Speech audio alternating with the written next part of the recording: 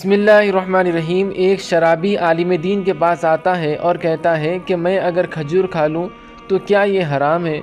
وہ فرماتے ہیں کہ نہیں۔ پھر وہ کہتا ہے کہ کھجور کے ساتھ چند جڑی بوٹیوں کو ملا لوں تو کیا یہ اب حرام ہے؟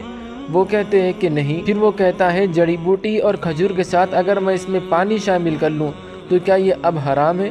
وہ کہتے ہیں کہ نہیں۔ پھر وہ شرابی کہتا ہے کہ آپ شراب کو حرام کیوں کہتے ہو جبکہ اس کے اندر بھی یہی چیزیں ملائی جاتی ہے؟ پھر وہ عالم دین اسے جواب دیتے ہیں، کہتے ہیں کہ اگر میں تجھ پر پانی ڈالوں تو کیا تو اس سے مر جائے گا؟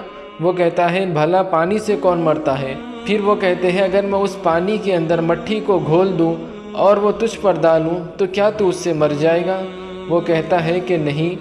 تو ٹھیک ہے، اگر میں اس پانی اور مٹھی کو گوندھ کر ایک اینٹ بناؤں اور اس اینٹ سے تجھ کو ماروں تو کیا تو مر جائے گا؟ وہ کہتا ہے کہ ہاں، اس اینٹ سے مجھے زخم لگ سکتا ہے یا میرا سر بھی پھٹ سکتا ہے، میں مر سکتا ہوں۔